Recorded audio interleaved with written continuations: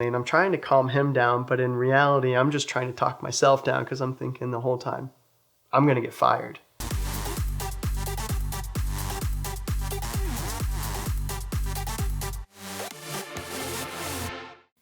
I got started with Extreme Experience as an instructor because, again, my dad was into motorsports. He was an instructor, and I started coming out doing different events. And he had a really cool car at the time, and he got in with some different car clubs and was doing things. And I just kind of rode the coattails of that a little bit on the way in.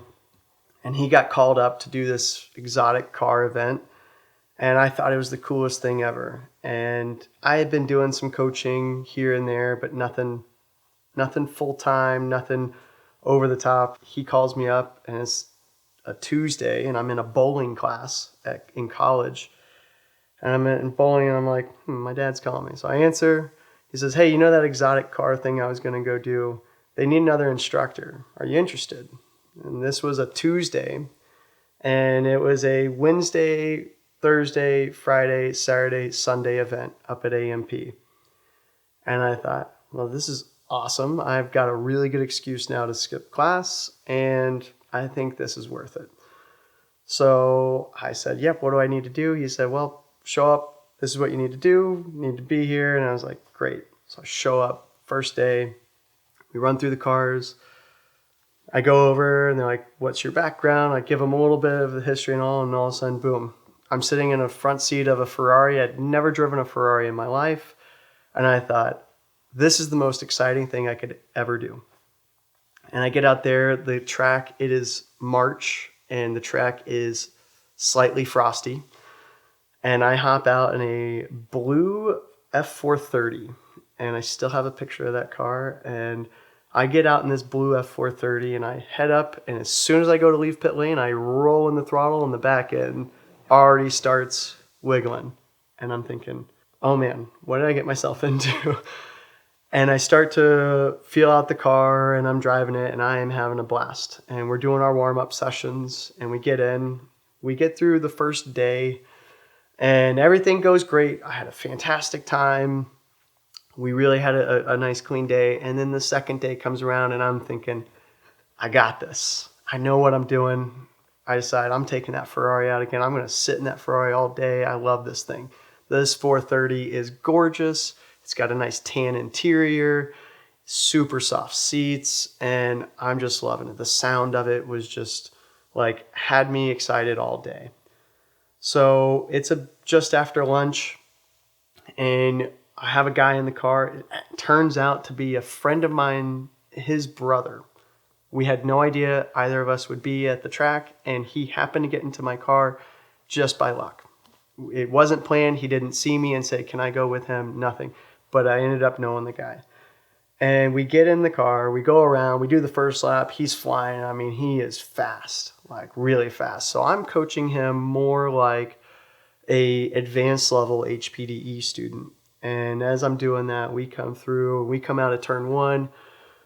We are screaming up the hill, coming to turn two. And as we get to turn two, I tell him to turn in.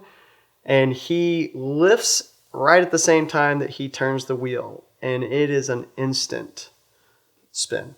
And we start sliding through we go sideways into the grass.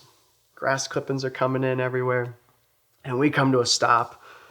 And I just look over, and he is shaking. And I'm thinking, well, he's obviously scared on this. And I just try and talk him down. We get, collected. We pull back out on the track. We come back into the pits. And the entire time on the way into the pit lane, I'm trying to calm him down. But in reality, I'm just trying to talk myself down because I'm thinking the whole time, I'm going to get fired. They're going to kick me out of this program. And it's my first weekend. I haven't even made it to the weekend. This is still the weekdays. And I'm terrified. And I show up, and they look at everything. They watch the video, and they ask me what happened. And sure enough, it's okay. Not a problem. We have a debrief on it and hop back in the car. And I'm thinking, well, they're just going to figure out what's going to happen. So I'm trying to be on my best behavior the rest of the time. And everybody else that's there as an instructor is well over 40. They're in their 50s, things like that. I'm the only person under the age of 30 that is in the right seat. And I'm just thinking, I've ruined this. They were looking at this kid, and now this kid is going to get out of here. And sure enough, they didn't fire me. I joined them at some more events, and almost 2 years later, I took a full-time job with them and moved to Chicago. And now it's been 5 years since then, and still going strong. And I look back to that all the time and think, man, I was so close. I thought I was going to get fired. But I treat all of our new instructors that same way, and I know the nerves coming in to the event when you do something wrong and you see this big production, and instead all you are thinking about is, I don't want to screw up. I got to do everything right. And back then it was a lot easier. Now our program's even bigger. I feel like the intimidation factor might even be higher. But we really try to welcome everybody in, and not just our employees and instructors and things like that, but guests who come out. It's intimidating. You see a really expensive car that's more than your house, and you just don't want to screw it up. So I think a lot of people can probably relate to different jobs of the pressure. I would say I've been upwards of 5,000 people I've been in the car with, at least. People who I've driven around the track is probably double that. And the most memorable person I ever had, there was a lady at Gingerman. Again, the story, we've titled it Going 8 to 9.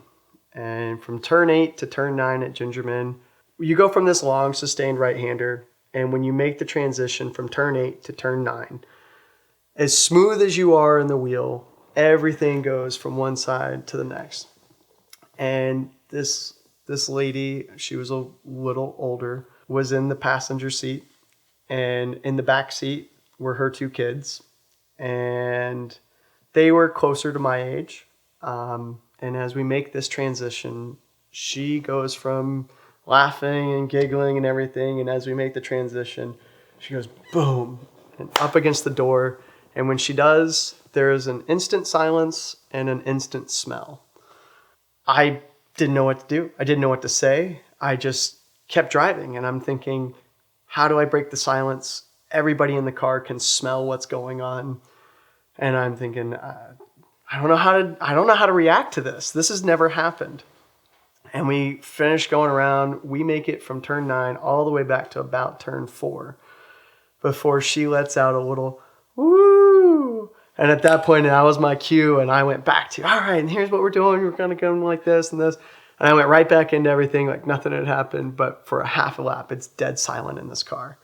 The windows are down, but you can still smell something's gone on. And she gets out of the car when we get back into pit lane, and she kind of waddles back over to the pit area. And I just kept thinking, I don't know what to do. Do I tell somebody? Do we try to help her? Like, what's going on? And the kids came by and they said, hey, don't worry about that. I think she's okay. I think she just got a little overexcited.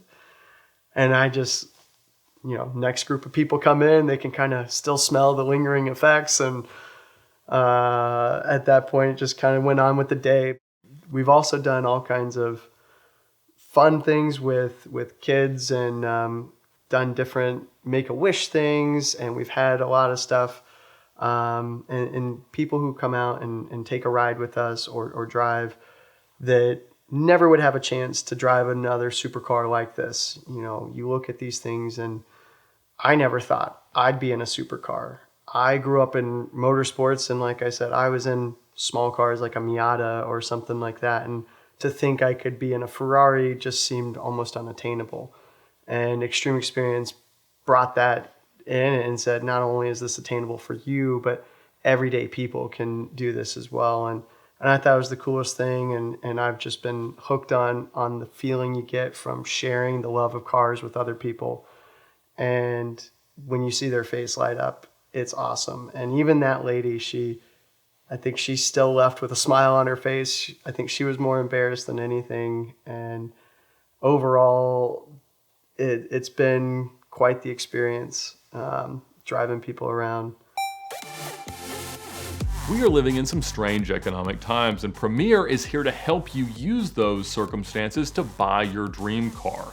They have a simple lease program that makes it easier than ever to buy your dream car. They do financing for vintage and exotic cars. I've used them in the past, and I absolutely love Mitch and his team over there. So be sure to contact them before you go shopping to understand and get pre-approved for whatever your buying power is. That way you can go to the dealers, go to the private sellers, and make a very qualified but perhaps a little bit insulting offer.